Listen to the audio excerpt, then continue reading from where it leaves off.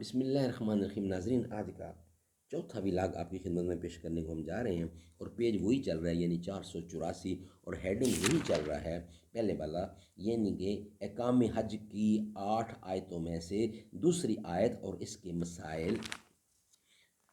ناظرین، قرآن کریم کا ترجمہ، تشریح اور تفسیر آپ کے سامنے رکھ رہے ہیں۔ معارف القرآن جلد اول، سورۃ الفاتح سے لے کر سورۃ البقرہ، پارہ اول تا پارہ تیسرا، رکوع 8واں۔ رائٹر ہیں حضرت مولانا مفتی محمد شفیع صاحب رحمۃ اللہ علیہ، مفتی اعظم پاکستان۔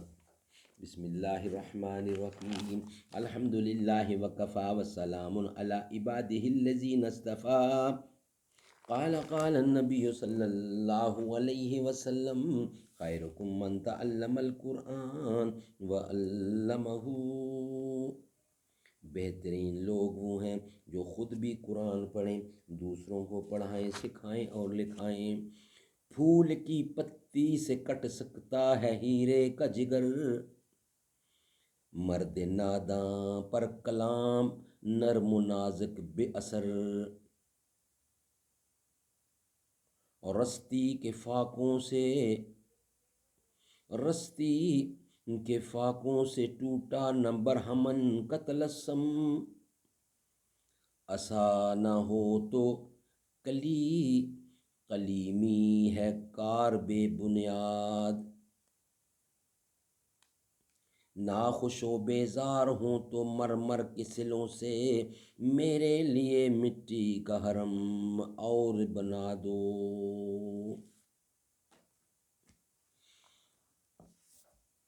جدال کے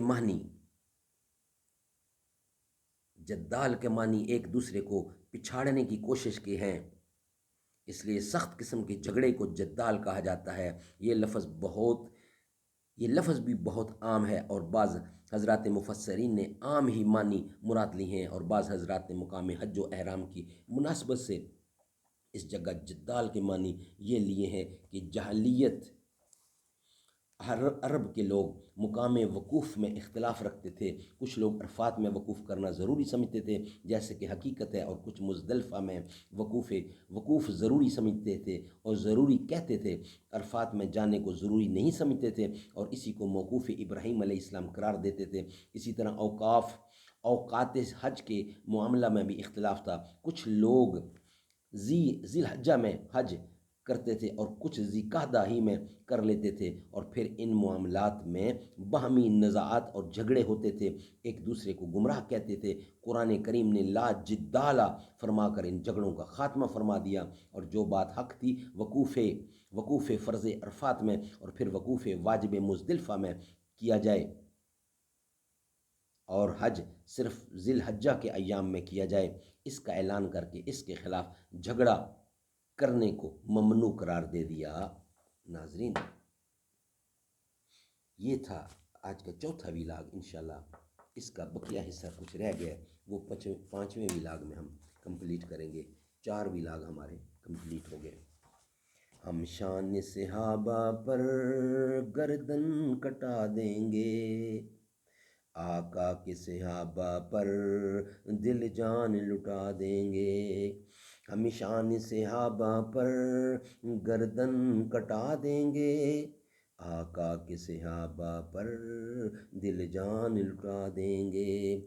دیوان صحابہ کے، مستان صحابہ کے، ہم عشق صحابہ کا پرچم یہ اٹھا دیں گے۔ بزدل کی طرح کب تک چھپ چھپ کے رہیں گے ہم، اصحاب کے دشمن کا ہم نام مٹا دیں گے۔ ہم شان صحابہ پر گردن کٹا دیں گے، آقا کے صحابہ پر دل جان لٹا دیں گے۔